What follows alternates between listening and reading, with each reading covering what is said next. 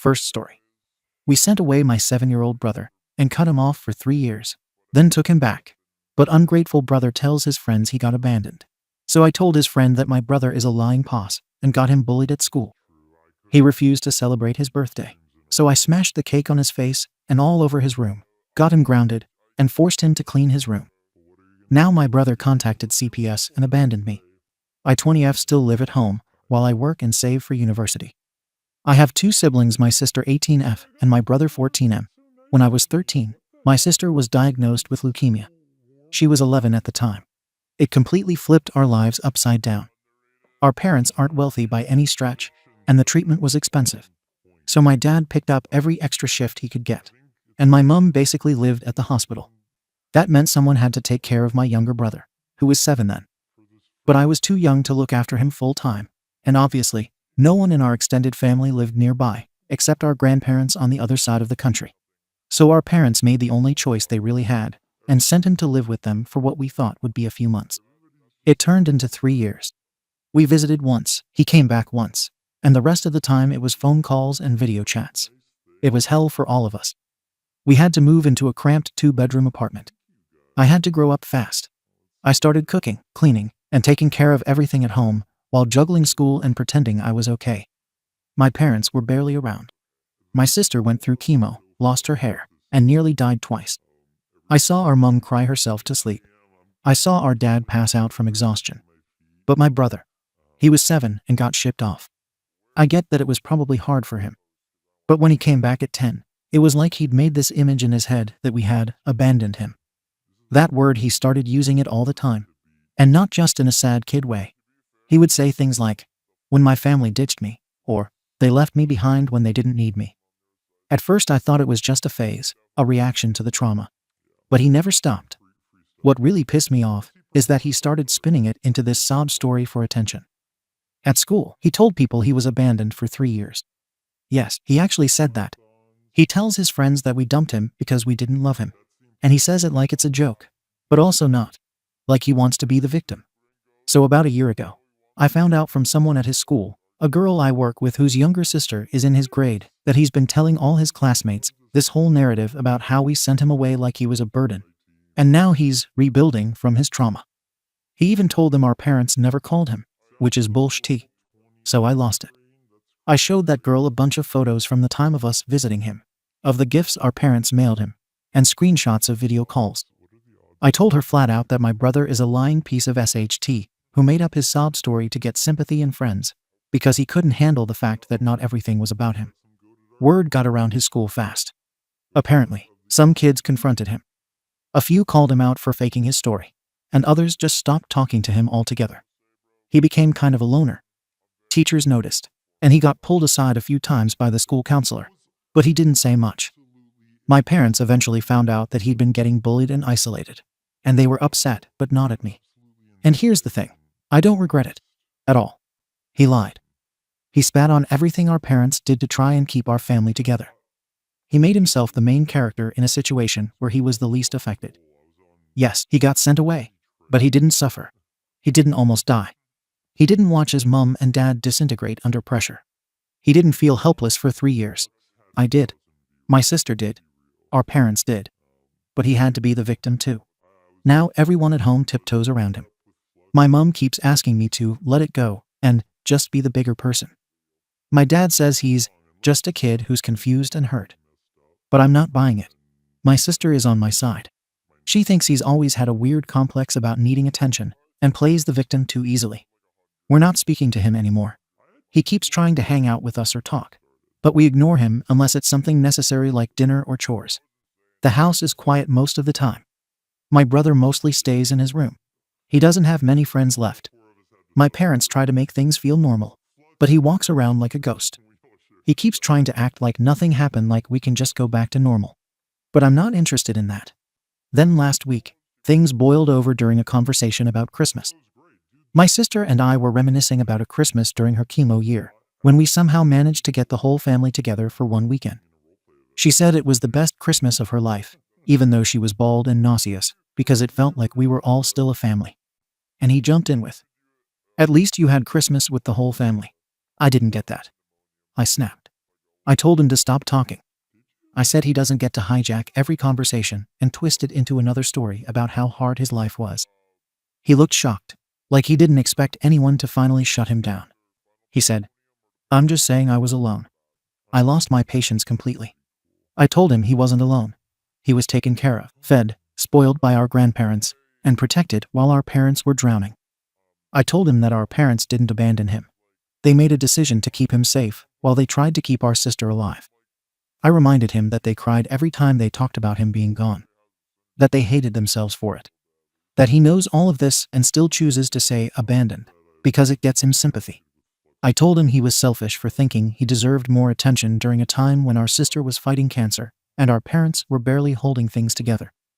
I told him that constantly comparing his experience to hers, or trying to one-up her, is disgusting. I also told him that if he keeps lying to people and turning himself into a victim, people are eventually going to stop believing him. I said that already happened, and it's his own fault. He didn't argue back, just left the room. My mum told me later that he cried in his room. Since then, he barely speaks to anyone. He goes to school, comes home, eats, and disappears. My parents keep checking on him, but they don't push. They're clearly worried, but they're also not mad at me.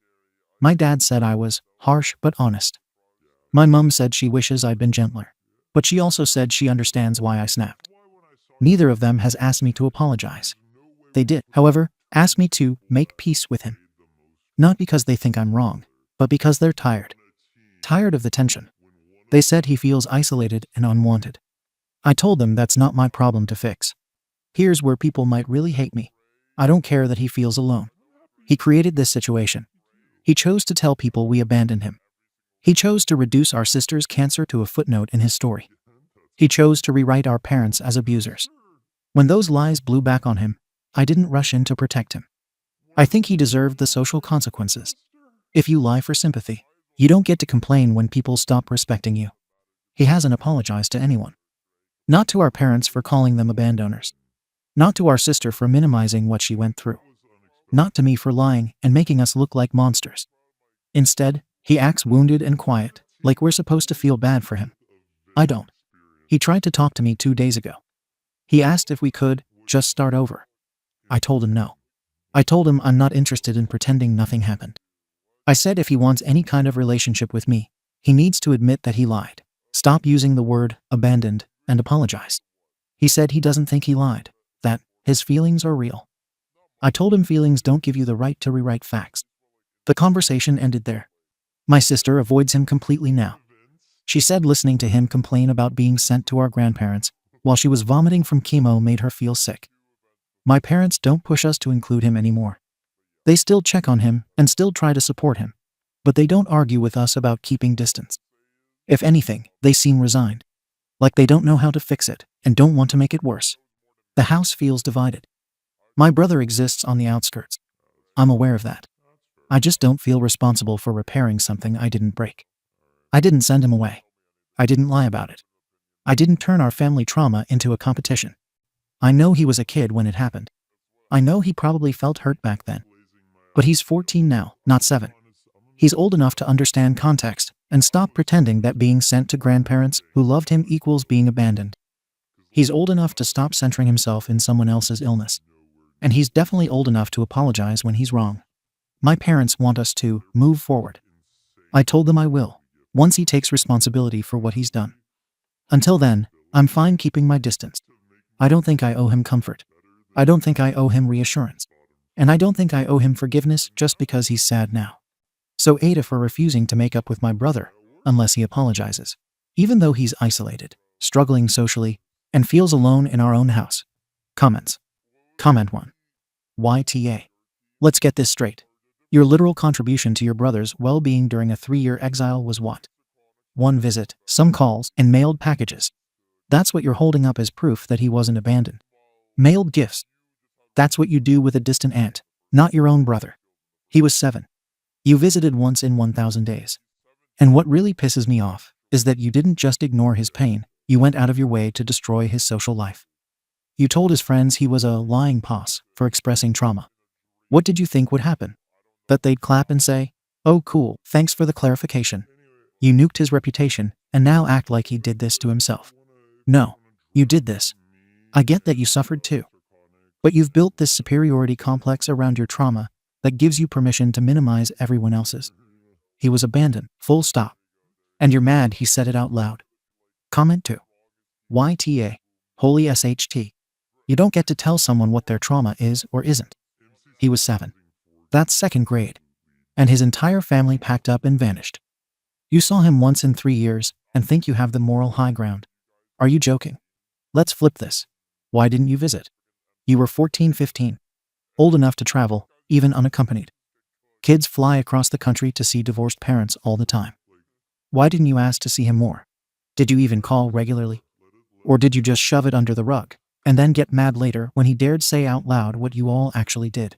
You say your parents cried after calls, but didn't see him for 3 years. That's abandonment, full stop. Maybe not malicious, but still real. He has every right to call it that. And now you've isolated him at home, got him bullied at school, and act like he should be groveling. Grow up. You sound cruel, not righteous. He doesn't owe you an apology, you owe him one. Comment 3. YTA. There's no other way to put it. You seem to have completely dehumanized your brother. You treat his hurt like it's some annoying background noise, instead of a child screaming for connection. Your sister had cancer. I get that. It was a nightmare, no doubt. But trauma isn't a competition. Your brother was 7 years old. That's when a child is forming the most foundational emotional bonds with their family. And all of you vanished. His parents sent him away. His sisters never came. You say your mom cried after calls, so why didn't she get on a plane and go see him? Why didn't you? What's most disturbing is how proud you are of escalating the situation. You got a child cast out from his peers, and now you're patting yourself on the back like it's justice. No therapy. No empathy. Just punishment. He's 14. And you're 20, emotionally punching down like it's righteous. I sincerely hope he finds better support than your family is giving him. Update. Nothing major has changed, but there have been a few events that I guess count as an update. My brother's birthday came up recently. He turned 15. We don't usually make a huge deal out of birthdays in our house, but my parents always try to do something, a small dinner, cake, or a gift or two. When they asked him what he wanted, he said, nothing. My mom pushed a little, and he said, don't bother. I don't want to celebrate anything in this house. Honestly, that rubbed me the wrong way. It felt like just another opportunity for him to play the victim. Like now he was going to add, even my birthday didn't matter, to his little trauma script. So I confronted him. I asked if he was going to twist this into another sob story to tell people how unloved he is. He didn't say anything and walked away. Despite what he said, he did order a cake. Not a homemade one, he picked out a custom one online and gave it to my mom with zero enthusiasm. So, fine. We ordered the cake. On the day of the party, he doesn't come downstairs. Just sends a text saying he's not feeling it and locks himself in his room. I told my parents this was ridiculous. He literally asked for a cake, got exactly what he wanted, and then pulled this passive-aggressive disappearing act. My dad told me to let him be, and my mom said he's probably just overwhelmed. But I was done with the whole thing. I went upstairs, knocked once, and when he didn't answer, I opened his door and walked in. He was on his bed, just lying there, fully dressed, lights off. I told him to come downstairs. He ignored me. So I said, you want to be the victim so bad? Fine. I shoved the cake into his lap, and then smashed the rest of it across his blanket and pillows. I told him, there's your birthday. Go ahead, add it to the sob story. He just sat there. Didn't cry. Didn't react. Blank face. My parents made me leave the room. My mom told him to clean it up. My dad just sighed and walked off. That's been the dynamic lately. My brother sulks. I get tired of it. Something blows up. And then everyone just shrugs, like they're all too tired to deal. He's grounded now. But honestly, that doesn't mean much. He already doesn't leave his room, except for school. He barely speaks. He avoids me and my sister. He doesn't eat with us anymore. My mom brings him food, which pisses me off, because they're treating him like he's sick or something when he's just sulking. I said that. My mom didn't respond. A few days ago, he told my mom he wanted to go back to our grandparents. She said no. She said they're too old now, they're not in great health, and they can't take care of him. She told him that he's not wanted there, not in a mean way, just being honest. He said, so I'm not wanted anywhere, then? She said, that's not what I meant, but he walked off. Later, I told him he wasn't being fair. That the people he's mad at are the same ones who kept this family afloat while our sister was fighting for her life. He just said, "You've never loved me, any of you." And honestly, I didn't argue. I'm tired of trying to convince him that the world doesn't revolve around his feelings. This all might sound cold, but we were close once. Before everything with my sister. We used to play games, watch movies, and hang out. I did love him. But after he came back, it was like everything became about what he missed. Never what we went through. Never how hard it was for us to survive those years. He talks about being left behind like it happened to him alone. And if I'm being brutally honest, yeah, he deserved the social fallout. He spread SHT like, "My parents dumped me," and "My sister's cancer wasn't that serious," and expected no pushback. Reality check. If you stir the pot like that, you should get burnt. That's what happened. I found out from someone at his school that he's been in weekly sessions with the school counselor. Apparently one of the teachers flagged him because he was falling asleep in class and stopped participating. He hasn't made new friends since the fallout. Kids don't really talk to him anymore. That's not my fault. What is weird is that someone outside the family, some guy from a local youth mentorship program, has started showing up at our place. My mom said it's optional, and that the school counselor recommended him. He's not a therapist, more like a life coach slash big brother type. He's been talking to my brother privately in his room or outside. I don't know what they're saying, but since then, my brother's been writing a lot in a notebook and keeping his door locked. Also, apparently my sister reached out to him behind my back. She told me later that she messaged him after the birthday incident because she felt off about it. She didn't say much, just that she asked if he was okay, and that she hoped he'd talk to someone. I was pissed at first. I felt like she was caving. But she said she still agrees with me on what he did, just not on how far things went. Whatever. To make things more awkward, we had extended family visit for a weekend, our mom's cousin and their teenage daughter. They hadn't seen us since the cancer years. When they found out how things were with my brother, they were shocked. Said they remembered him as such a sweet kid, and asked why he seemed so distant. My mom didn't say much, but my dad let it slip that he'd been difficult since coming back. That opened the door. My brother said, right in front of everyone, "I've been difficult because I'm the only one here who didn't get forgiven for being hurt." It got real quiet. The cousin tried to smooth it over with, "Well, family's complicated," but the tension stayed. After they left, my dad said we should stop airing things in front of guests. I told him maybe he should start dealing with it then, instead of just avoiding it. People have been DMing me and commenting on my original post, calling me and my family abusers. Some even said I'm a sociopath. I'm not. I'm just someone who lived through hell and had to grow up way too fast. I saw my sister almost die. I watched my parents break themselves trying to keep us afloat. And through all of that, my brother got to be safe, loved, shielded. But he came back and acted like he was the biggest victim. That pisses me off. I don't get what went wrong with him. We were close. He should have understood. Not everything has to be about him. Not every pain is the same. But he's turned it into this narrative where he's the forgotten child, and we're all heartless monsters. Fine. If that's the story he wants, he can live in it. But he's not getting an apology. He's not getting pity. And he's sure as hell not getting a reset unless he owns what he did. That's all for now. Comments. Comment 1. I'm the oldest in my family too. I remember what it was like when our mom got sick, how everyone fell apart and someone had to step up. I know how much pressure that puts on you.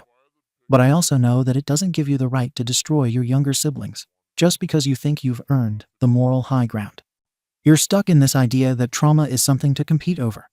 Like your suffering justifies your cruelty. It doesn't. You went into his room and humiliated him because he didn't want to perform happiness on his birthday. You needed him to act grateful so you wouldn't have to confront how unloved and forgotten he feels in his own house. And when he didn't do it, you punished him. You keep saying he should understand. He was 7. Then 10. Now 15. You expect clarity from a child that you don't even have as an adult. The truth is, he didn't fail to understand. You failed to protect him. And now you're blaming him for being broken. Comment 2. YTA. Your entire family minus your sister is emotionally bankrupt. You kicked a wounded dog and then got mad when it whimpered. The birthday story? That was deranged. He didn't want to celebrate because he probably couldn't bear the performative love your parents dish out when they're not busy letting you emotionally terrorize him. And you smashed cake into his face. That's humiliation and abuse. And your parents? They told him he's unwanted at his grandparents'. and made him clean up after you destroyed his room on his birthday. They've checked out. They abandoned him at 7 and are now content to let you finish the job. If this were reversed, if a 20-year-old brother did that to a 15-year-old sister, people would be calling the cops. The only decent person here is your sister for reaching out, even quietly. Everyone else is enabling your cruelty. Stop pretending you don't understand what went wrong with him. You happened to him. Comment 3. I don't know how you can type all this out and not feel sick. You smashed cake in your brother's face on his birthday, and your only takeaway is that he might use it for sympathy. What the hell is wrong with you? You act like his entire existence is a threat to your sense of moral superiority. You're 20. He's 15. The power imbalance is massive, and you use it like a weapon every single time. I don't care that your sister had cancer. That was devastating, and I'm glad she survived. But that doesn't cancel out what your brother went through. He was 7, and he lost everyone for 3 years. You call that being safe.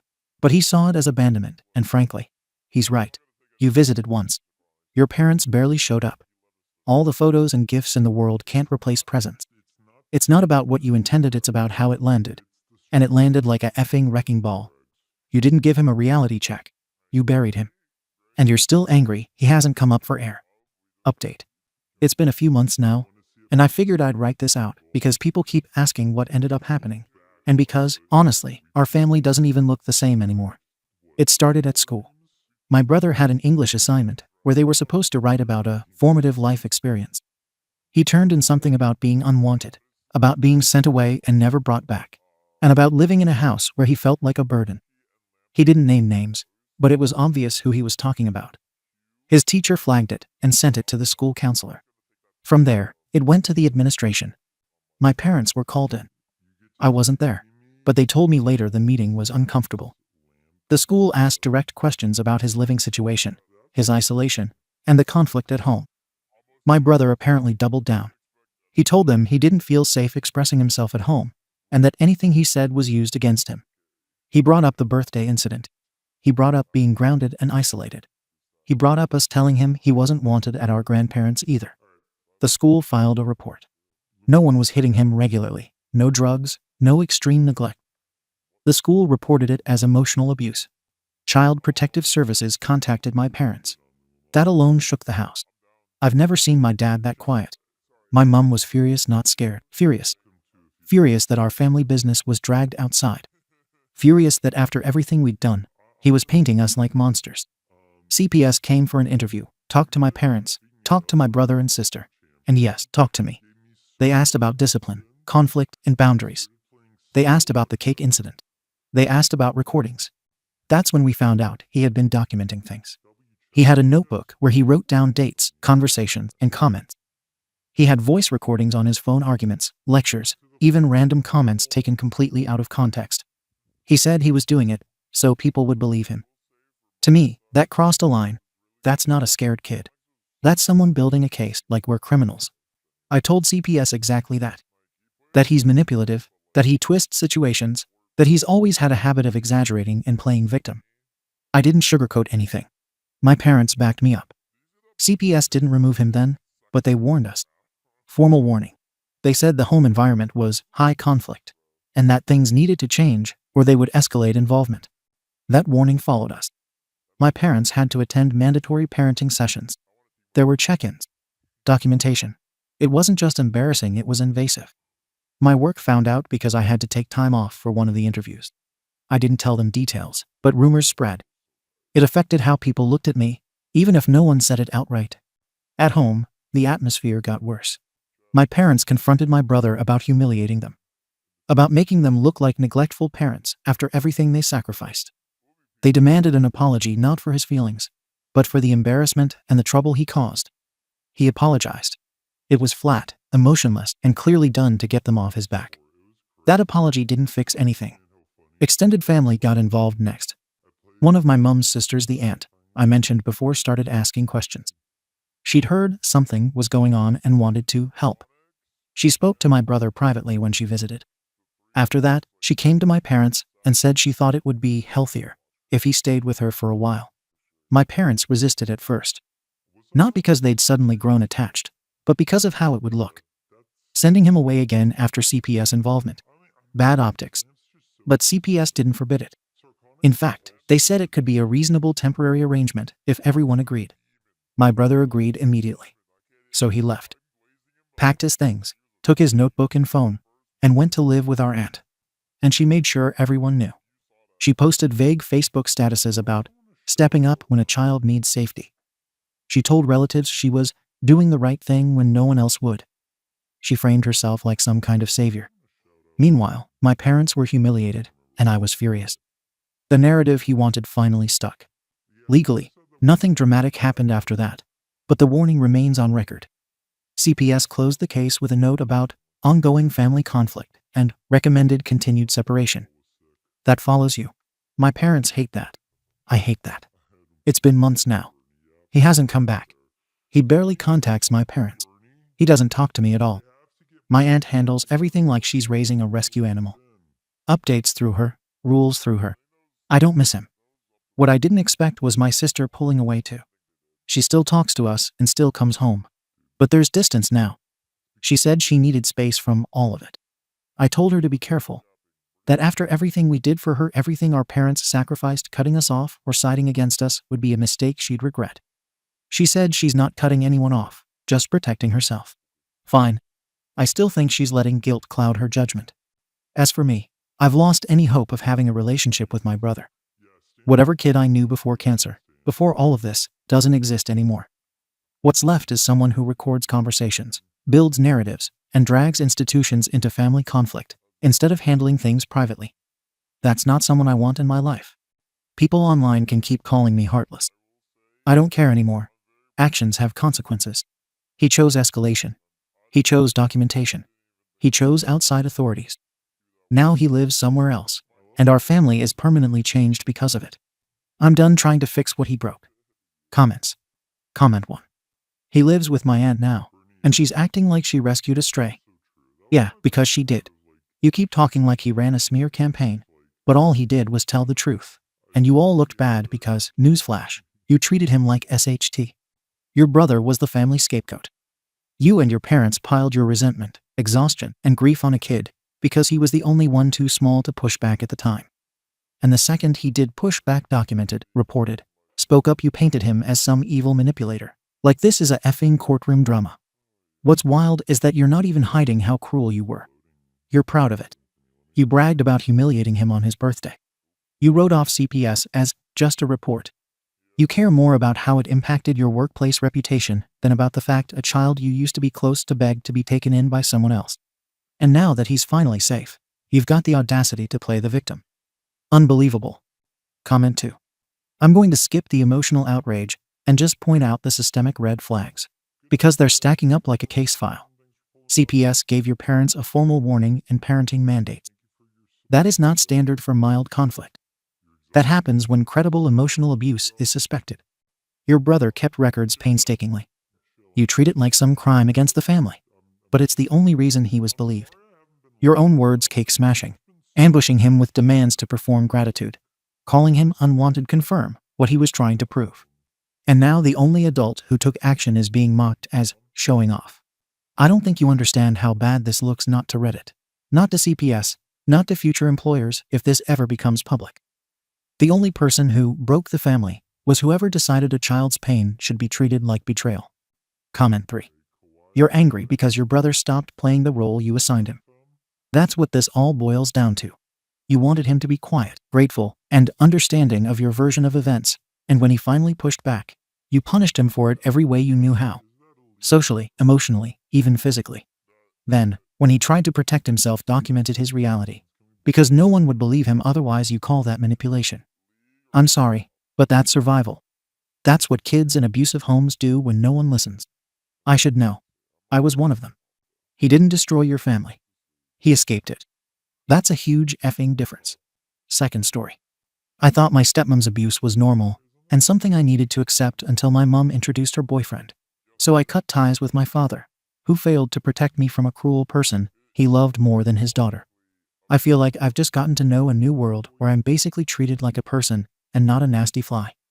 I speak Spanish, so if you want to leave a comment in Spanish, feel free. My father has been married to my stepmother for 6 years. They have 2 kids together. I'm 17 years old, I'm quiet. I clean all my things, and I work part-time, so I even pay for a lot of my things. I'm not perfect, but I've never been a problem. But she always made me feel like one. She started with showing annoyance when I went to my father's house. My mother taught me to always wash my own dishes, but I have the clear memory of hearing my SM tell my father that she will not clean other people's dishes or cook food for me. I think that was the first time I felt like a nuisance in a place where I used to feel comfortable.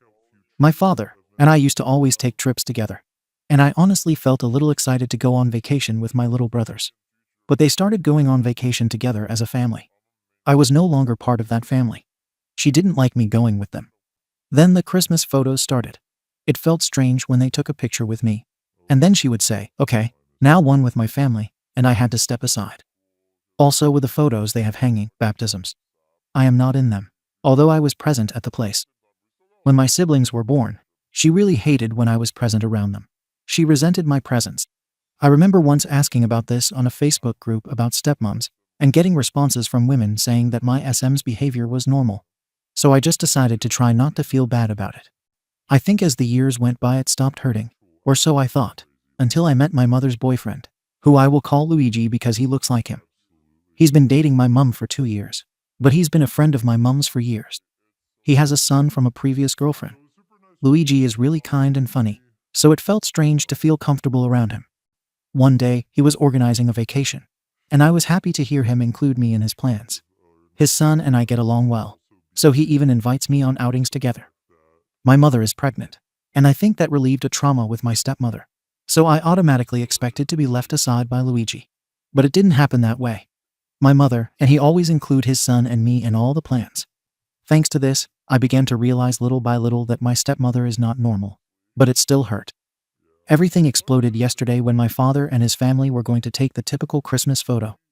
My father told me that he would take one with me later, like every year he keeps them in his office, so I stayed at home. I felt silly for feeling sad again. My mother hugged me. But I just got tired and finally told my mother about the real treatment I've been getting. And for the first time I saw Luigi angry. He called my father, and I heard him tell him everything.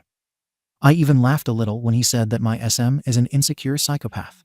Although Luigi apologized to my mother for it, he told her that what I have been experiencing is a type of psychological child abuse that he will not be involved in anymore. Those words made me realize that it's true. I've been bullied by a grown woman just for existing. She's insecure about a kid. I was a kid when I met her. I was a kid when she made me feel insecure in my own house. I was a kid when she started to call me a weekend daughter. I don't want to see my father again. I don't want to live my adulthood around a person who hates me. But I also don't want her to win by giving her what she wants. To make me disappear. Edit. Apparently this post has been posted in a sub about stepmoms since I have been receiving private messages from people who want to justify my stepmother's behavior. I'm sorry, but I won't answer any messages, and I will only block those accounts. I don't need someone to turn the victimizer in my life into a victim. I don't need a group of cruel adults to want to make me feel guilty for when I was a child.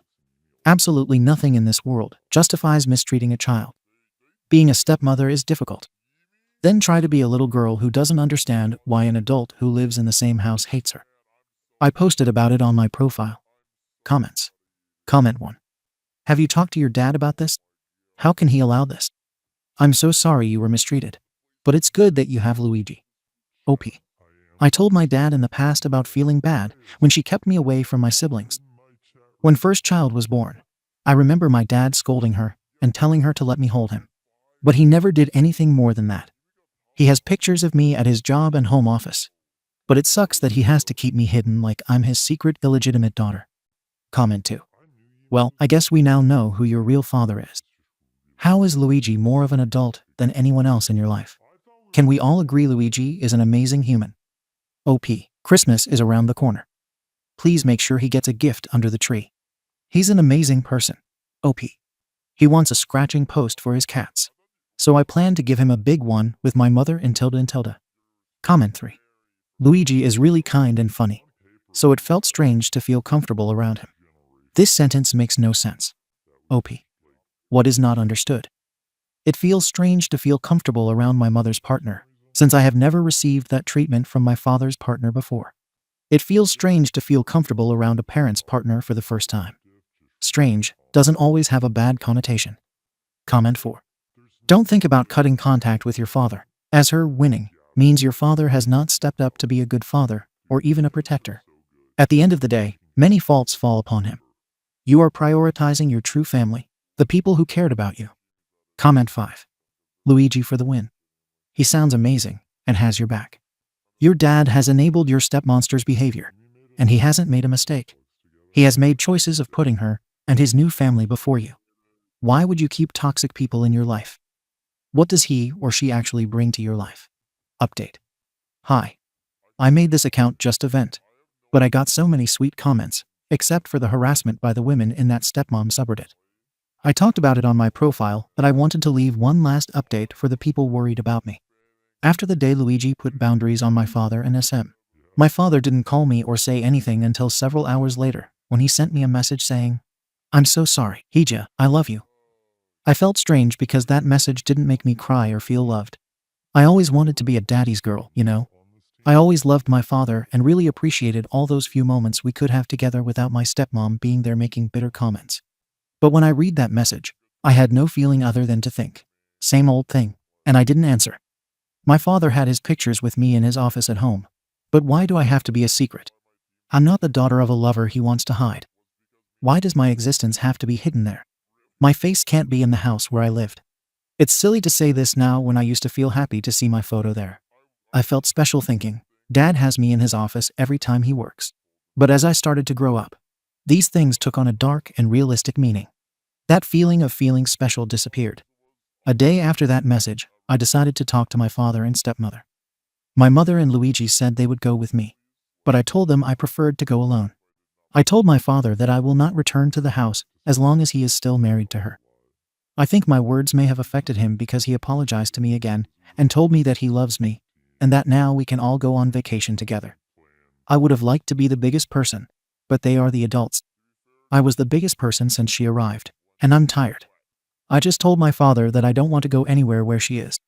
I told him that even if he changes and sets limits on her anyway, I don't want to surround myself with that kind of energy anymore. I think it's healthy for me to start setting limits. I've read people in the comments who talked about being 35 plus years old and continuing to put up with their cruel stepmothers in order to see their fathers or siblings. I don't want that future. I don't want to live my adulthood sharing dinners with a woman who hates me. I'm terrified to think about having children, and that they will have to call her grandma. I don't want to have to pretend that everything is fine. My father told me that he can't leave her because she is his wife and the mother of his children. I told him that I know, and that's why I won't come back. He saw something in her if they have been together for years. Both deserve each other, a cruel person and another who failed to protect me. I'm not going to lie. We argued, raising our voices, especially with her, who said that I was always problematic and in need of my father's attention. Their true personalities became clear to me when she said that I should understand that the wife-husband comes before the children, and my father agreed. I couldn't help but compare it to my mother and Luigi, who always put me and his son first. My mother always asked me if Luigi treated me well when they first got to know each other. In the end, I made it clear to my father and her that as long as they are married, I will never set foot in that house again, and that I will not be in the same place as her ever again, because I think she's really insecure, and that's really sad. I told my father that I also need space away from him. He told me that he loves me, but I'm tired of that way of loving. I felt depressed for a few days, but today we have finished decorating the house for Christmas. So my mother infected me with her Christmas excitement. Luigi has gone to pick up his son, so tomorrow we will all be together. Maybe I let my stepmother win, but I think I'm going to win too by not having her in my life. Comments. Comment 1. You did not let her win. You won because you stood up for yourself. Your dad is the one who truly lost. You set boundaries, and, sadly, your dad decided he'd rather worry about her than how his choices and inaction to protect you affected his child.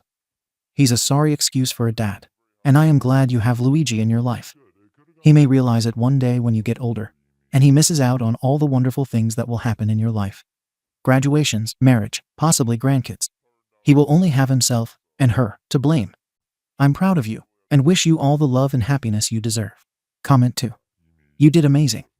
Your mom and Luigi should be proud of you. Comment 3. OP handled that like a pro. Their mom and Luigi should be bragging about them more than I brag about parallel parking. Comment 4. I don't know if this is the case for you, But often when I read these types of posts, I wonder if the parent, in this case your dad, finally realized how poorly he screwed up as a partner the first time around to your mom. So their solution is to just give in to their next partner's stepmom to the detriment of everyone else, and be a doormat to their wants and wishes, because that is something they never did with your mom. Just pure speculation on my part. I am sure it is true for some, but not all. Regardless, I hope you are able to find peace and happiness in your life with the people you choose to surround yourself with. Thank you for watching the video. If you are interested in listening to these kinds of stories, we've got more in store for you. Simply subscribe to our channel, hit the like button, and share it with your friends.